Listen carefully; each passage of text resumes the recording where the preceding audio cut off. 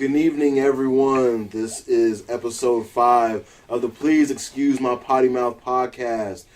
Yet again, my name is Sam. Introduce yourselves, fellas. Yeah, we got Austin over here. We're going to talk about everything from our fantasy draft to Charlottesville and then back to music.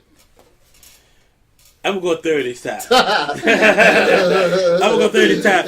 You know what? And I'm sitting here Googling what the fuck I'm going to say this time.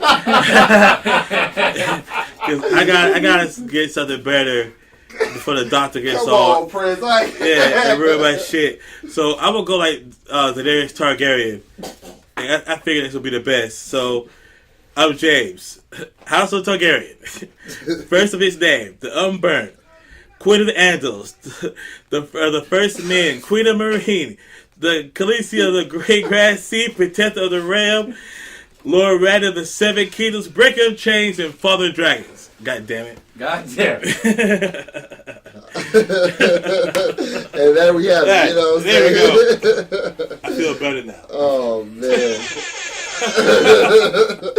Alright. It's your boy, D-Watt, a.k.a. the doctor on the check-in. And, yeah, it's hard to follow up some shit like that. So, after further ado, you know, let's get into that Charlottesville conversation. All right. So, I'll go first on the Charlottesville situation. It's looking through the news and looking through the timeline and what people are saying and the actions of what people are doing and what people are talking about. It's crazy. It's crazy because the conversation I had the other day. What if there was a Muslim driving that car in that crowd in Charlottesville? Talk about it. Okay. What if there was a Muslim driving that car in Charlottesville? Now I can tell you this: it'd be all hell broke loose. It'd be World War III. It'll be Armageddon. People talk about nuking. It'll be riot soldiers in the streets. I'm sure people will be getting beat down in the streets right now. All types of crazy shit. Now, the fact that it wasn't, and there's no uproar, there's no crazy stuff or anything like that, it's a sad part. It's a sad part. So that's why it comes down to when we go into racism and we go into what's going on in the world today. That's a huge part because they killed a white woman. Yeah, that's the thing. They killed a white woman. Now that should be the epitome of you fuck it up, right there, right there. And it's a shame that people are more upset about Kaepernick kneeling than they are of people having these kind of protests in the street. Now, I tell you this, and I said something about this morning, is that people rather see me upset going on about ISIS and going on about everything else that's going on overseas, where the shit is, what about what's going on in my backyard? And that's the crazy part. They rather for me to worry about this unseen, unknown enemy. I tell you what, not one person from ISIS has ever called me a nigger. I don't put it like that. Not one person from ISIS ever called me a nigger. Not one person from ISIS ever told me that I was not qualified to get in the job because of my skin tone. Not one person from ISIS told me I couldn't look at the jewelry in the jewelry store or lock their cars and they see me walk by. Talk to them. So that is my problem right now, to where people are mad at Kaepernick and want us to be mad at Kaepernick when there's other shit for me to be mad at, and nobody want to talk about that. What do y'all think? Well, let me get into, first and foremost, rest in peace, Heather Heyer. I hope I pronounced that last name right. It's the shit going on in Charlottesville is tragic, but I'm not surprised by it. And that's the sad thing, when you see shit, like this, and you pretty much don't even bat an eye because, as a black man, you experience some sort of racism, maybe not on a level like this, but you do experience that. And you know, I seen a picture on Instagram, and it was so telling. It was a whole bunch of riot gear, riot policemen standing right there, and they were just being sprayed in their faces with confetti, not doing nothing. And I was reading the comments on that picture, and the outrage on that picture was the magnitude of it was amazing. You know, there was so many black people saying, you know, this is bullshit, because we all know, if the tables were turned and there was black folks doing that shit to the police, they're not going to show that level of resistance. They're not just going to sit there and take it. You know, they're going to show self-defense, if you will, quote unquote. And I just think that picture was so fucking telling, you know. So I mean, but all in all, you know, this shit is just ridiculous, you know. So like I said, rest in peace, Heather Heyer, you know. And but this shit, it's got to stop, man. It's really got to fucking stop. Fellas. I know Sam got something good to say. Yeah.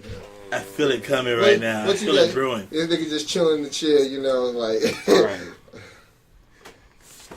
So, I was born in Louisiana.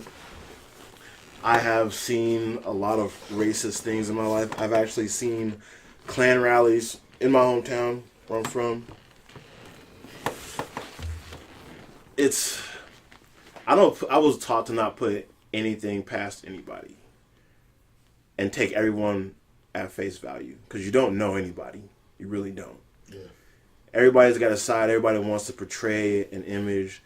And you think about a lot of these dudes that are being called out right now for this, whatever they are, whatever they want to be called, alt-right, neo-Nazis, whatever. They still got corporate ties. But I do appreciate some of the corporations that are finding out who these men are in these pictures and are firing them from these positions that they're in. One of the gentlemen is a 20-year-old student that happens to go to my alma mater, the University of Nevada, Reno. And I've been talking to my fraternity brothers, and, you know, they're upset about it. And a little caveat to that is, I was a fraternity member, but my fraternity is a predominantly white fraternity. There were 3 black guys in it to the probably 30 white guys. You know, but we never had any issues.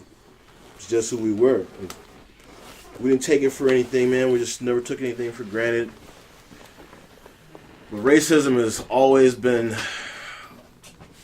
a vein that's in this body of America that people don't want to think exists or talk about, but it's here. If you want to expose it, expose it. If you don't, don't. But then don't portray or pretend to be something you're not. If you're going to be racist, just be racist to me. I don't need you to do some slick shit behind me.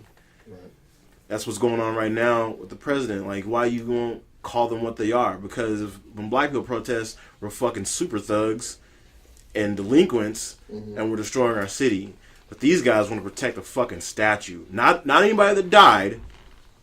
A statue of a fucking war criminal on the losing side of history.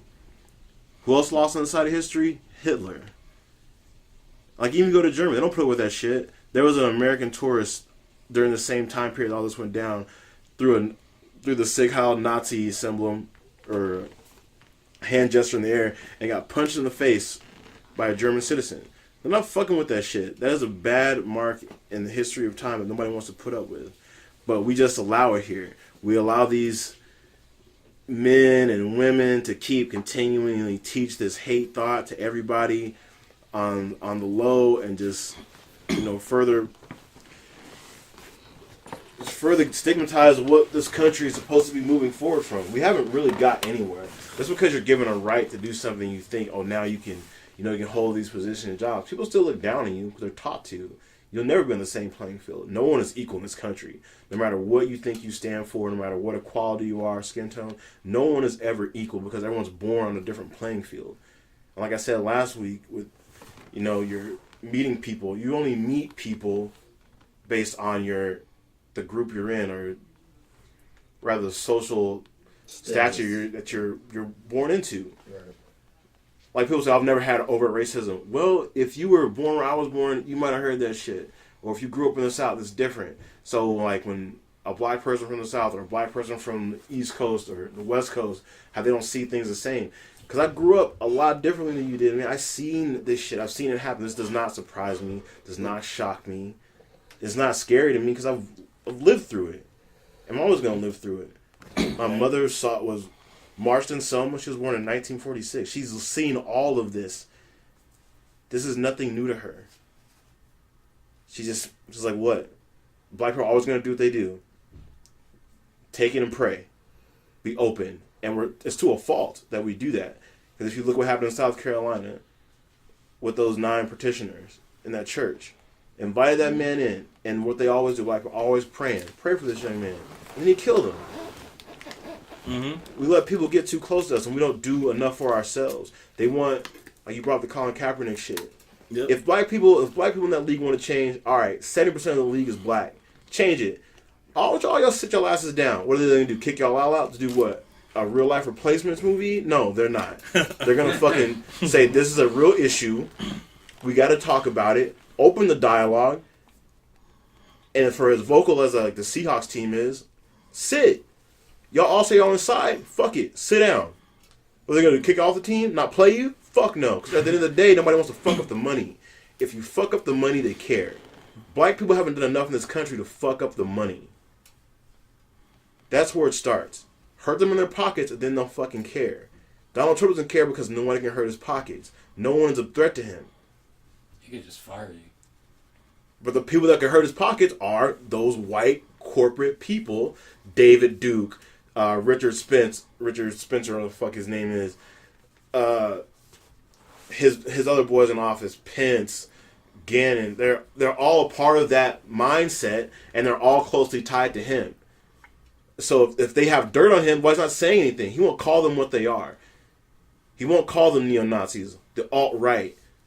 No, it's not an alternative to being a right-wing. No, you're a fucking racist. That's what you are. You want to talk about taking America back? You've always had America. Take it back from what? Tell them why you mad, sir. I just knew you had something to say. I just felt I just felt it. I just don't understand why people say they want to take America back and make it great again. You've never had a bad time in history of this country. You've never not been on the winning side of any war. And when you fought a civil war, it's all white people. The black people had to join the side that was the North. You had no choice. Either fucking be a slave or try to be free. So you goddamn right, I'm going to help at least these type of white people so I can be free a little bit. And then go through some more bullshit later on and keep working the angle on the North. The South don't want us. That's how it is. And if you know somebody's racist, run the fuck up out of there. Everybody afraid to call people out who they are. But everyone wants to be a fucking tough guy on the internet. No. Punch a motherfucker in his face.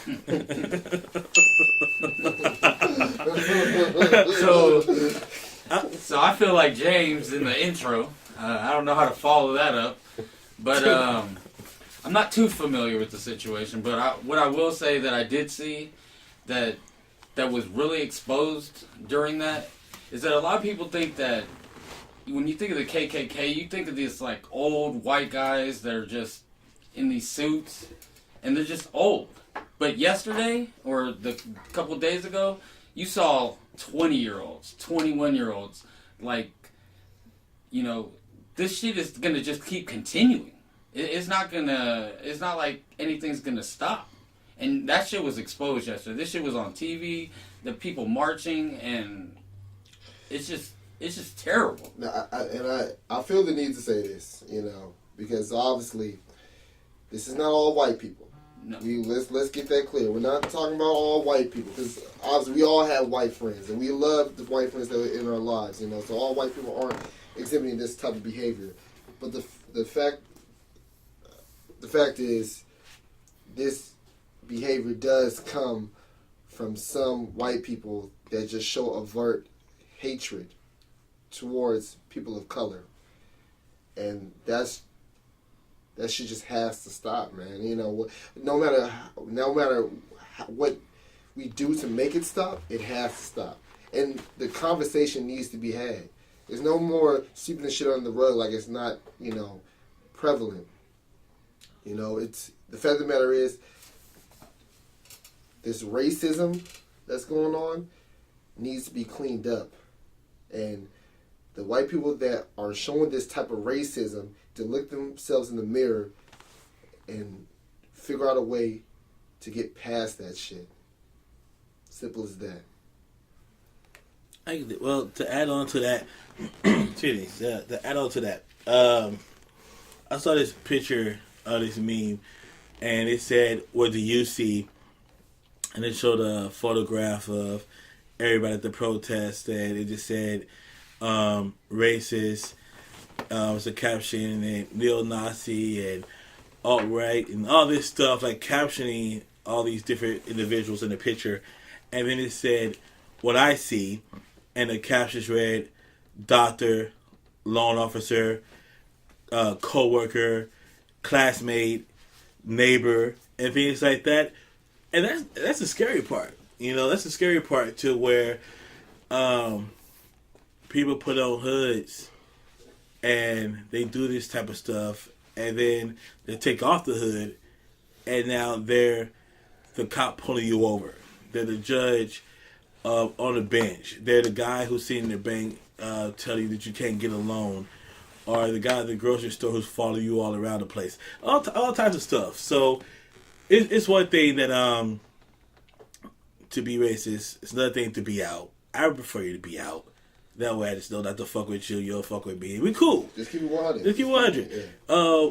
As for us, we've been doing stuff together for a while. We've been having Nazi Army events for a very long time, and we had hundreds and hundreds of people from all types of different religions and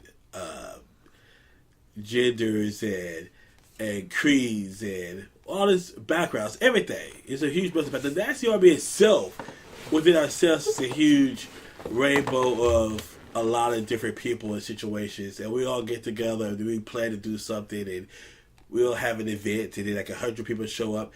And the sad part about this, the unwritten rule, is that somebody will come and they'll hang out with us, and they'll chill with us, and they do all this stuff with us, and then go home and sit at the table with their parents or their best friends or their roommates or friends or whatever, and call us every other name in the book, right?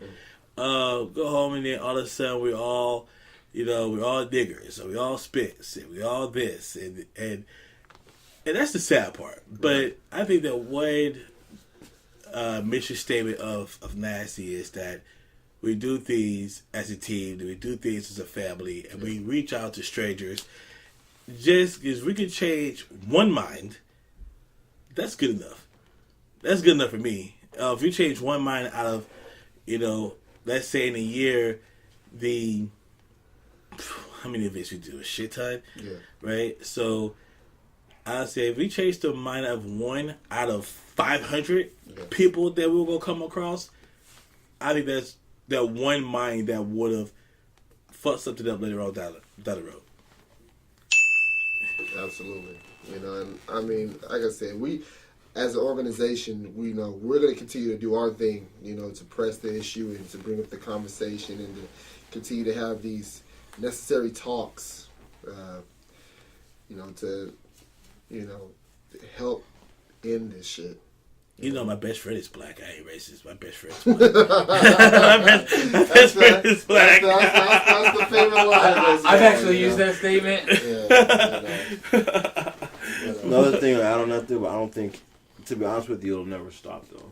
Yeah, I mean, and even if it looks like it stopped, it's still going to be somewhere hidden. Yeah. Well, it's not going to stop. And the quote is seen from American Gods, where this God told these people, he said, as soon as someone figured out that they're white and you're black, that's the problem. Right there. As soon as somebody said that you're white, you're black, you're rich, you're poor, this, that, and the other, as soon as they put the labels on who we are and what you can be, then they'll never disappear. They'll never disappear. I want to say this, so they're probably, no one's listening like that, but if you are on the side of these neo-Nazis and whatever. I mean, they have a good idea or thought behind what they're doing. Just look at history. This type of ideology has never won. You've never won anything. You've never won a war. You've lost every single time you've been in something. Your ideals are always crushed. You're outnumbered. You are a fucking minority. Get used to that shit. If you guys want to fucking have a sing-along and do all the kumbaya shit, go do that shit in the woods, man. Nobody give a fuck. Go be all out there, man. But the world is going to move on without you. And no one gives a fuck. And all these black people out here, y'all want to do something? There should be a day. A single solitary day. Like they did for a day without an immigrant. Do a day without a black person. And it should be in October. Right where football season and NBA season mesh. Take all the athletes out of a game. Take all the front office that are black out of the offices. Everybody that works, take that day off. And we all go to our local town hall and just have a fucking sit-in. And then see how much we matter to this fucking country. Not a fucking song gets dropped from a record label. Not a mixtape. Nothing. Nothing black fucking moves that day. And let's see how much of a minority we really are when we start running this fucking country. Because there are some big CEOs that are doing some shit that are black and aren't saying shit. You're in this position of power, do something. We got a black CEO of McDonald's. We got a black CEO that was for some like high-end, like one of the computer companies. You have those positions, do something. Doctors, lawyers, give your time. Now you want to see these white people really don't give a fuck about you. Because a lot of these higher-ups are now seeing the people that they thought were their partners in these businesses or at those rallies not giving a fuck about you. They need you because you're a number. You're a quota to fill. That's what you are. Take that back. You said the CEO of McDonald's is black. Yeah. That McDonald's closed down one goddamn day. I promise. That McDonald's closed down one day. It's gonna be some shit. They're gonna nuke America right there. It's gonna be McDonald's all over the world. Let McDonald's close down one day, and you're gonna have an angry mob. Just like you can tell everybody the McRib is going to be on a Saturday, and it's not on a Saturday, somebody's getting beat up. Oh, you already know. Somebody's getting beat up. But right now, we're pretty amped up, as you can tell, with all the stuff going on right now. And we just did our fantasy league. Yes, sir. Yes, sir. We just did. And guess what? Guess what, America? Sam is in the league. Yeah! You know, the hashtag works. Hashtag works. We got Sam in that motherfucker. Sam is in the league. Shout out to Sam. You know, we appreciate you being in there with us, dog. You know, so it's going down. It's all the way lit. My team's pretty decent. His team is garbage as fuck. But, we're just happy to have him in the league. So thank you, everybody, for the hashtag. Thank you guys for getting this motherfucking league. So we appreciate y'all, our lovely listeners. You know, and but rule number one: if you guys are ever going to have a live draft, make sure everybody is somewhat sober. You know? Or you will have the all Madden of fantasy draft. Yeah, because our draft tonight was kind of crazy. I tell you, it was interesting. It was interesting as fuck. It's probably took an extra hour. You know, on top. It was on top. On top. Niggas was on top of niggas' heads. You know, no pause. Oh man. And we had a few new people join our draft too, and it's not always like that. We had to just make some last minute alterations, and it got pretty crazy. Yeah. But now, since all of us are now in the same fantasy league, what's your fantasy team name? My team name is the Beasties. You know, we'll be taking that championship drive this year. And know that whole last part. We're just going to edit that out. We'll be taking that championship drive. I don't know about all that, man. Let me just say this, you know what I mean? When you got Odell Beckham, you got DeAndre Hopkins, Nobody cares you got about Stephon Diggs, Nobody cares about him. You got Matt Ryan. You know, yeah, you know what I mean. Go. We gonna listen to this shit at the end of the season. We gonna be. That was D-Watt. That was D-Watt. You know what I mean. So when we listen to this shit, What's your team name, Sam?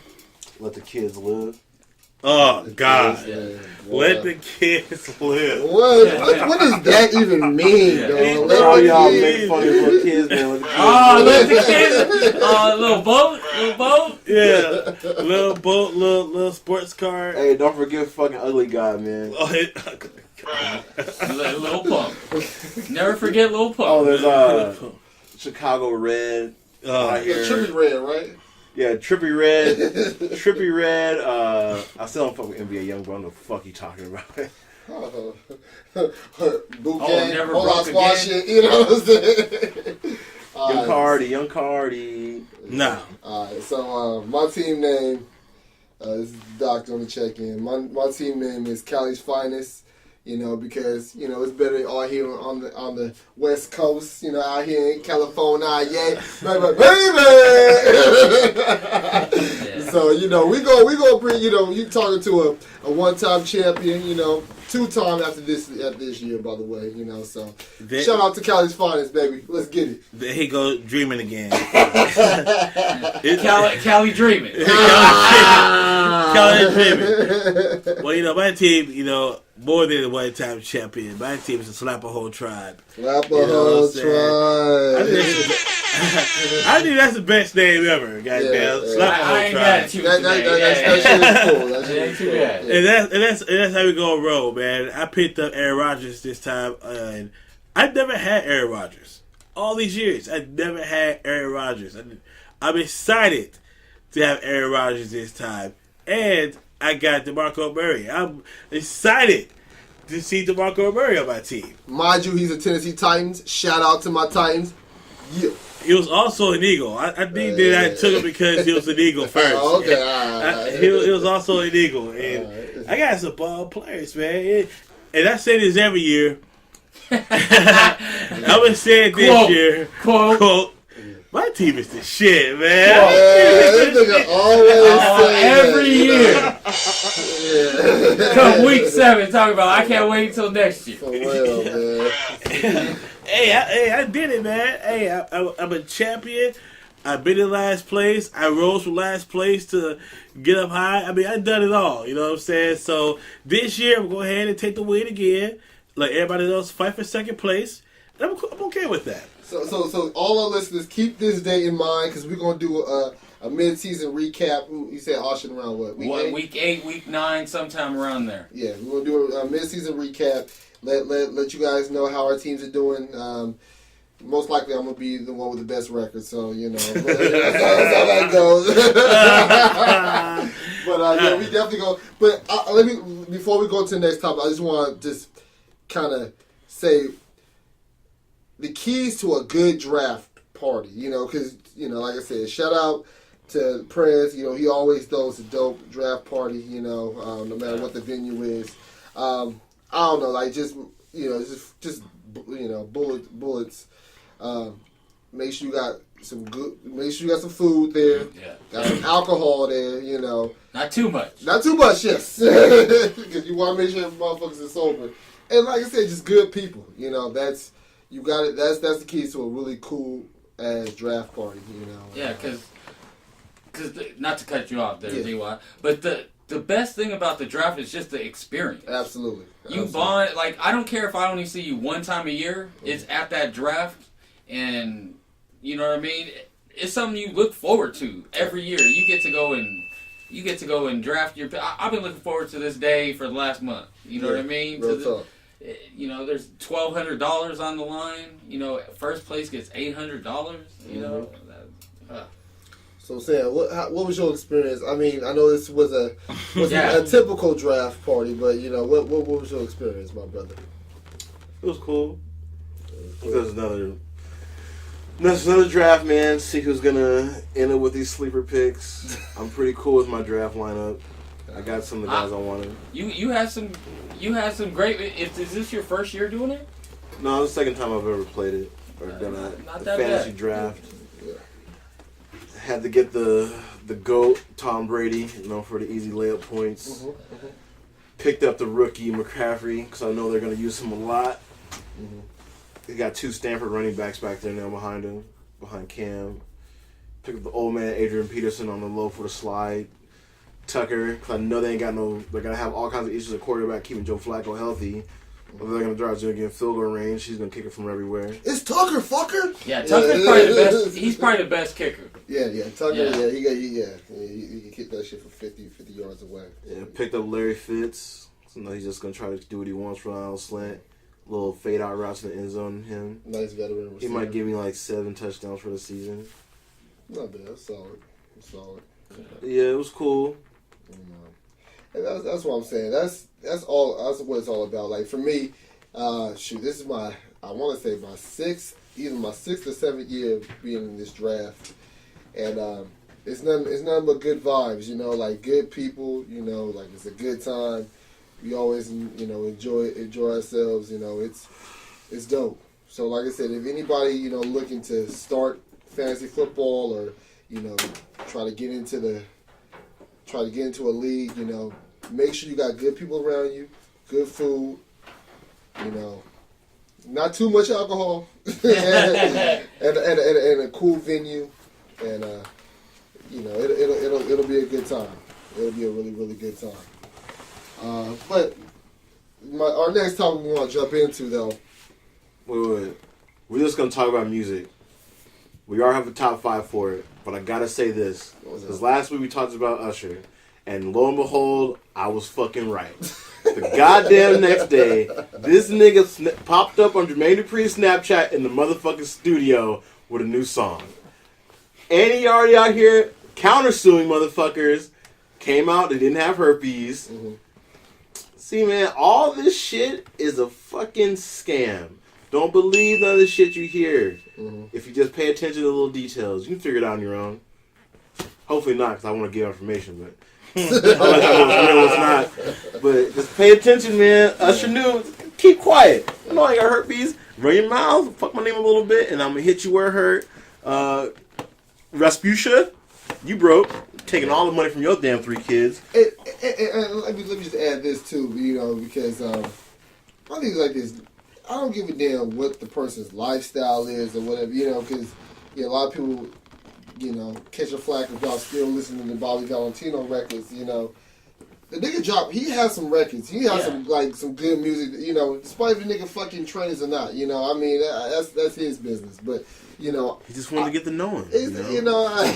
My favorite basketball player is Russell Westbrook. And look at how he dresses. Yeah, I mean... He ain't trained, though. He just dressed weird. Yeah. That's what all in all, Usher, Bobby Valentino, Lil Scrappy, whoever, you listen to their music because of their music, not their lifestyle. So, we just want to throw that. Hey, Lil Scrappy said they weren't trannies. They're just ugly bitches. So, that nigga's so in the Yeah. I know pussy when I see it. Yeah, I know, There's right? ugly ones with that. But I'm still on the note that Atlanta is not a safe place to travel to. That video, if y'all haven't checked that video out, check out Bobby Valentino with this little Snapchat video or whatever of him taking a picture of him at the party with him and Lil Scrappy. That shit is hilarious. Ghostbusters. Like it's all slow mo. That shit is so hilarious. Nah, but like I said, we want to get into a little bit of hip hop and when we first fell in love with hip hop. I saw this post on Instagram. I was like, whoa, that's a dope ass thing to touch on. So, I know for me, my favorite group, Little Brother, that's when I first fell in love with hip hop. That was when I was in middle school, so we're talking about like 10 plus years ago. And, the group consists of Ninth Wonder, the super producer, Fonte, and rapper Big Pooh, one of the dopest, illest groups out of North Carolina. So that's when I first fell in love with hip hop, What about you, Prez? What you got, dog? Man, for me, I can tell you exactly when. I had an older cousin, and if he's listening to it right now, man, his name is Poppy, and he had 2 cassettes. One cassette was A Tribe Called Quest, and it was Scenario. The second cassette was Tupac, I'll Get Around. Which is my favorite songs now, if you know it. It's some of my favorite songs now. And he played the hell out of these tapes a lot. And there was this girl who lived across the street from us, and I thought she was hella bad. And I used to look at her. Shout out to the neighbor. I wish I knew her name. Super man. I wish I remember her name, but she's probably ugly as shit now. But I mean, when I was a kid, she was bad when I was a kid. But my cousin came over one day, and all of a sudden he hanging out with this chick, and I was pretty pissed off. I was too young anyway, looking back on it, but still I was mad because he was cop blocking my shit. But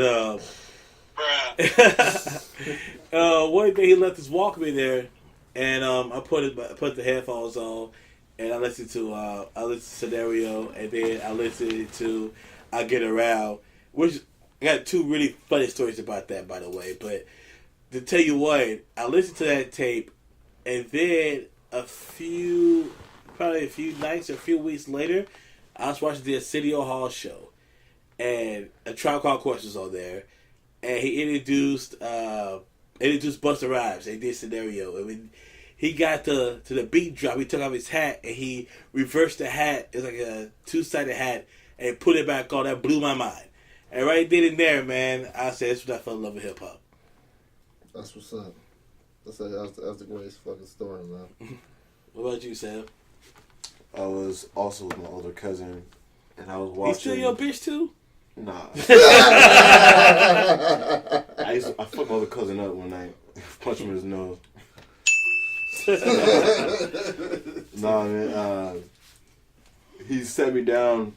He was almost, well, I think he's like 9 years older than me. But he played for me Do the Right Thing by Spike Lee, man. And that was it, like the whole 90s, late 80s vibe of what they were doing with the oversized boombox. My dad had one. The next day I was rocking that shit in the front yard, carrying around like I was fucking Radio Raheem. Made this fucking... Radio! We used to have cause we grew up in the South, we had all kinds of shit everywhere. We had these fucking chains and shit, so I wouldn't know this covered patio shit and cut them up and made a fake chain out of them. You got the figure rolls, the hate and love. Nah, I didn't have those, but it wasn't a gold chain. I had a big ass piece of real chain, and I made that into a fucking dookie rope. Oh, that's what's up. And my parents were like, "What the fuck are you doing?" And I was like, "Oh, I watched this movie last night with Mon. It was Do the Right Thing." Like, why you showing me that shit? And they were so mad, and I was like, "But that was it. That's when I started liking that type of music." Yeah. And then growing up in the South, I remember when No Limit rolled out. That was it. Yeah. No Limit came out, and then still with the gold shit, we used to fucking get foiled and put on our teeth, and that shit would hurt. But that was the shit, man. That's when I started really fucking with hip hop. Hot Boys and all that shit. Yeah, that was a hell of an era, man. You know what's funny? I used to fucking hate the Hot Boys when they first came out. I fucking couldn't stand the Hot Boys. I promise you. I was all about No Limit. 100% No Limit. And I couldn't stand the Hot Boys. Not Nail's song until Wayne was older. Really? Yeah, probably until the Bling Bling era. 400 Degrees? Hold on. So, 400 degrees. No, you're right, because I think No Limit and... Weren't they two different groups? No, they were two different labels. So okay. So you had No Limit, and then you had the fucking Silk the Shocker release. Right. And then it was True. They had True was the shit. They had True, which was See Murder, Silk the Shocker, Masterpiece. Okay, so then Juvenile, what did he drop for? They dropped.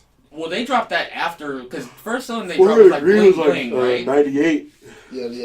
They dropped Bling Bling first, right? Yeah, Bling Bling. They came out as the group first, and then they started doing how Master P was doing. They started doing all these little solo projects. And that's where they kind of fucked up. Because I mean, you remember the Big Timers, Manny yeah. Fresh and Birdman and they that fucking song.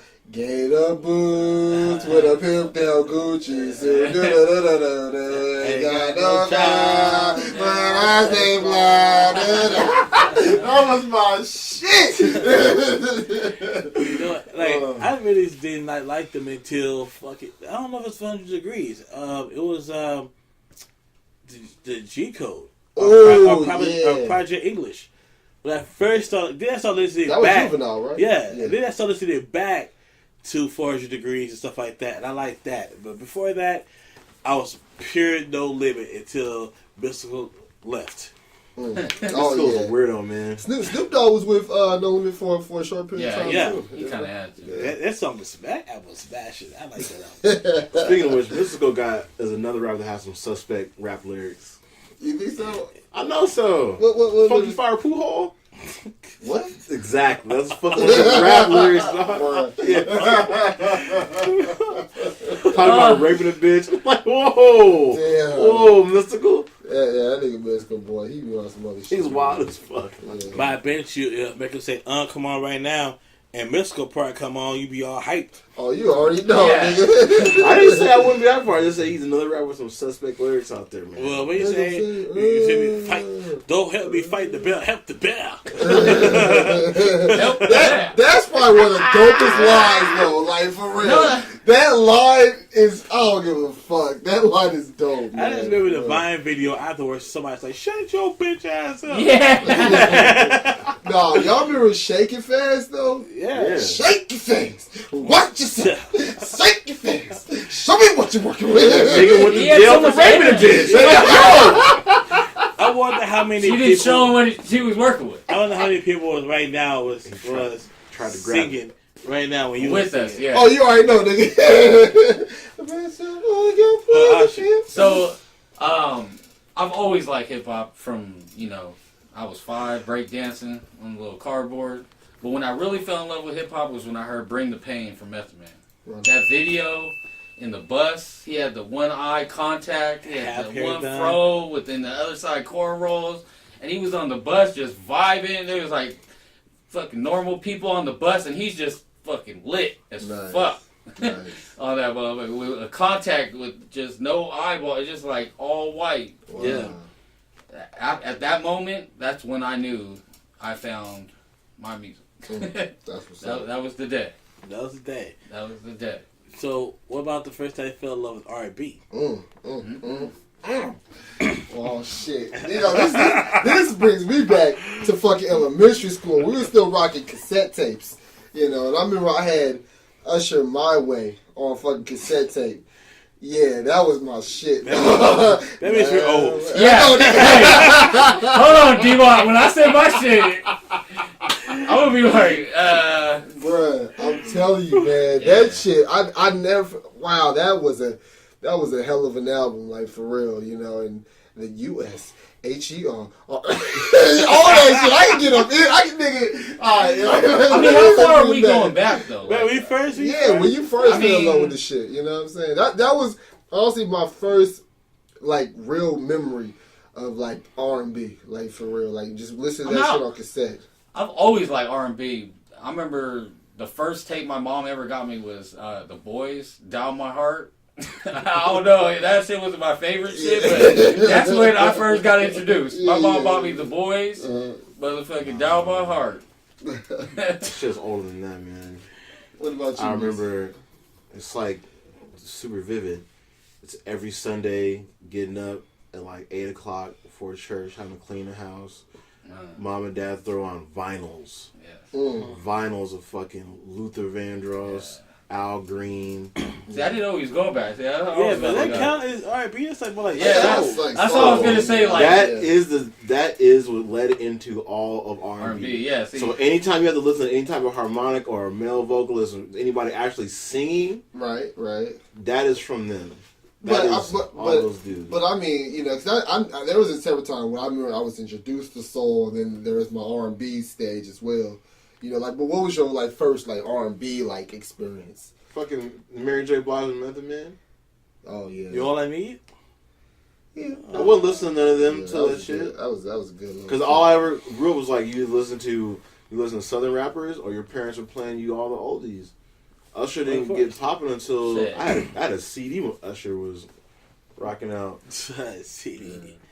Man, I think it's okay. it's two times for me. So the first time, I want to say it was Subway. Is it Subway? Who sees that the game that we played? Yeah. And something like that. Oh man, I remember when I was a kid, I was singing that, man. That was so hot. And then when I got a little bit older, Jodeci. When Jodeci came out, right? And here's the thing. I always tell any girl I ever have a conversation with, and they have a question about their boyfriend and husbands and all this other stuff, and I have to ask them, have you ever played Jodeci for you? And if the answer is no, then he don't love you.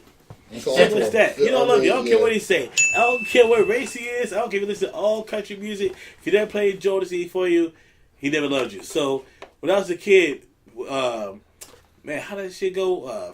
Feeding? It was like, man, the deep voice.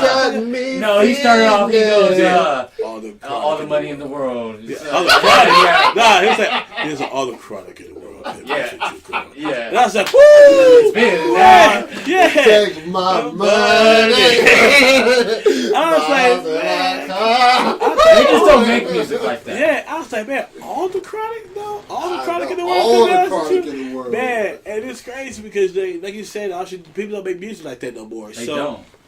we went from, like Teddy P and what Sam was saying, stuff like that, and old school Al Green, and they telling you what to do in the songs. They telling you how to run the girl's bathwater and light the candles and the tone and the lights and all this stuff, and letting the girl know that you're a queen and stuff like the shot lights and the Manhattans. When they're telling girls like, I write your name across the sky and this, that, and the other. I mean, some grown folk stuff to now. We down to calling girls bitches and tramps and telling them to twerk, man. It's all different now. It's all and the crazy thing about it too is like, there's some girls that's all they know. That's the only they don't know nothing about shit past the 90s. Tell me they married a real nigga like you, huh, D.Y. Boy, I put on some Ozzy Brothers, boy. No, but that's what I'm saying, man. That true music like that shit that hit you in your gut. Give you some goosebumps. Yeah, man.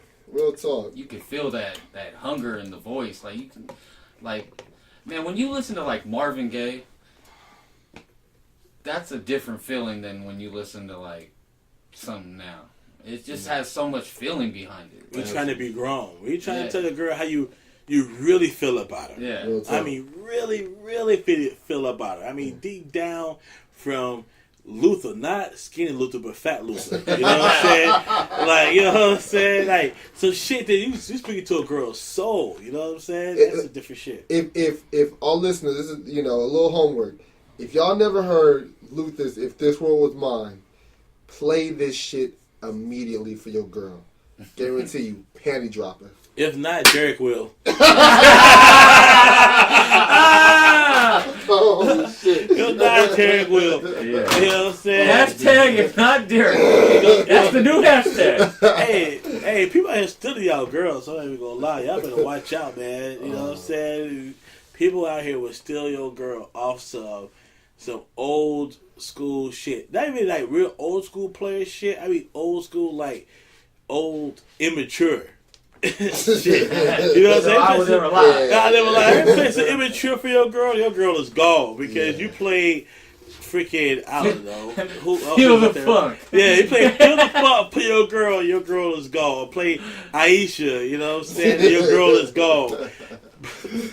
Y'all crazy, man. Somebody out there go get the ass whooped tonight. Yeah. You already know, dog. Yeah, man. But it was just a beautiful, beautiful, like time, in music, and it's something that obviously will never happen again, but it makes it that much more better to appreciate, if you will. So with that being said, we're gonna kick off our top 5 R&B groups, and I'll go ahead and kick it off. I gotta no, like I said, no particular order. Girls prepared to get pregnant. So we're gonna go with like Prince said earlier, Jodeci definitely gotta get on the list. Drew Hill has some cuts. I love Drew Hill. I fuck with Drew Hill the long way, so Drew Hill definitely they on the list. if we going, I know it's R&B, you know, but I'm gonna throw a couple of soul groups in there too. Isley Brothers, you know, this is from my real love making people. You know, they know about the Isley Brothers, so gotta throw them in there. Ah man, who's my? You know what? Jagged Edge. I gotta put Jagged Edge in there. They got a couple of cuts that I really like to fuck with, you know. And then last but not least, you know, I'm going with 112. 112, you know. 112. 112 has some cool little cuts too, you know. So, Boys and Men make your cut? Nah. They didn't make my cut. Man, I mean, I fuck with them. Don't get me wrong. I fuck with Boys and Men, but you know. So he's on your cut? Hell yeah. Right, go ahead. What's your top 5 here, brother? My brother. Oh, bend the knee. Yeah, dog. Them motherfuckers still out here touring and making commercials. Next. Gas pills. So gassy girl. Are you still collecting a check? Yes, indeed. Shout out to Boys and Men, man. Can't find a number 112 nowhere. Can't on my radio station. So I got Boys and Men for sure. Jodeci.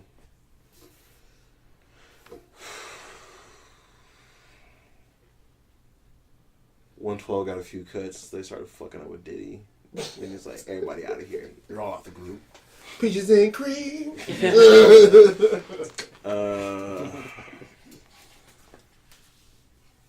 Damn, it's like group like that. There's some female groups too. I don't know if I'll put them in there though for a top 5. Escape. Nice group.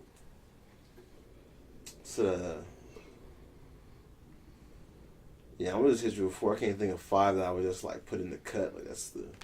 There's gotta be a 5th one, bro. Come on now. There's gotta be a 5th one. Not like a group, man. I like dudes that went solo. They have some shit.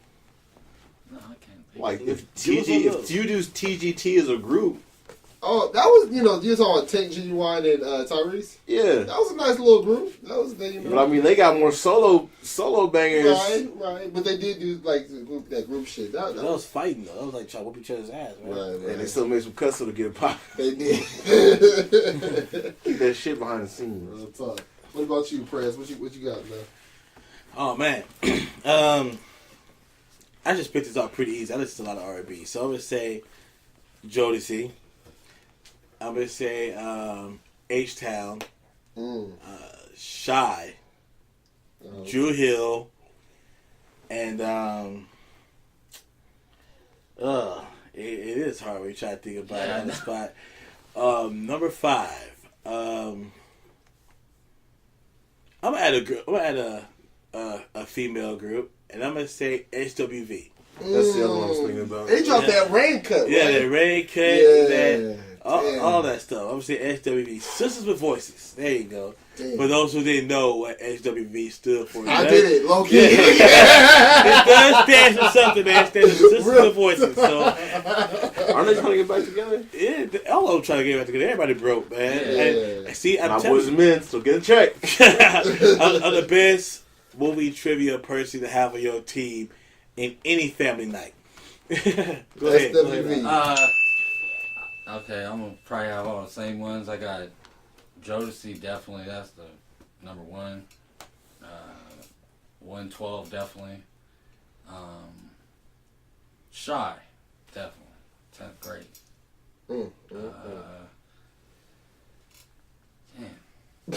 Yeah, you know what I mean? I'm trying to think of some other groups that we ain't said.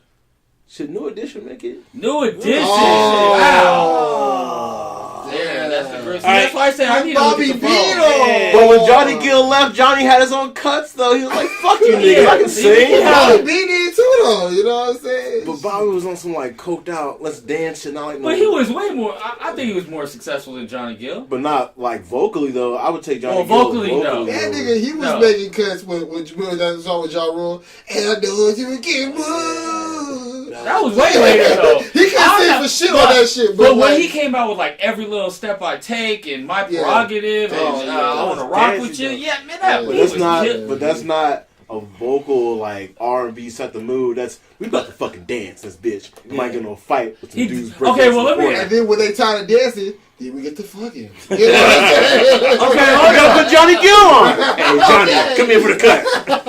Hold That's up. a two for this shit. So me and James had a debate, right? Not too long ago. And it was about, is Bobby Brown the king of R&B? King of what? Ribs Exactly. Is Bobby Brown the king? My Fucking opinion rocks is and fuck blunts. no. What are you talking about? Yes. Fuck no, he's not Yes, the he king is. of R&B. Put it in the comments. No, if you think Bobby Brown is the king of R&B, please don't even subscribe. You know what I mean? Because he is the only person that said that is James and Whitney Houston. That's it. That's all you need. That's all you need. No. James and Whitney Houston. Hey man, you can't trust a crackhead. No. You know what I mean? Crackish. Let me tell you like this. We're in the last 5 minutes. So, for the last 5 minutes, I'm going to throw something out there. Do you want to shout out anybody who been giving you feedback on the podcast? Shout out to one of our coworkers, Jay Carter, big supporter. A few of my friends in Reno shared the post that I made. Thank you to Chris and Christy Maltz for doing that for me. Fraternity Brothers as well, putting it on their website and listening to it. Shout out to anybody that's listening to it. I don't care if you listen to the first 10 seconds and turn it off. Shout out for listening. I got a lot of family and friends listening to it, so I just want to make sure everybody that's hit me up about it, much love, much kudos. We definitely appreciate the support. So thank you, for that, for real. Okay. I want to say about boy Nathaniel. My boy Nathaniel at work been giving me a lot of feedback, a lot of talks. I know you want to be here with us one time, man, and one day you will. You know what I'm saying? One day you will. My boy EJ, who's listening to us a lot as well, and my red haired brother from another mother, Josh Schwartz. Fuck the 49ers. And the Giants, man. Dodger Nation over here, baby.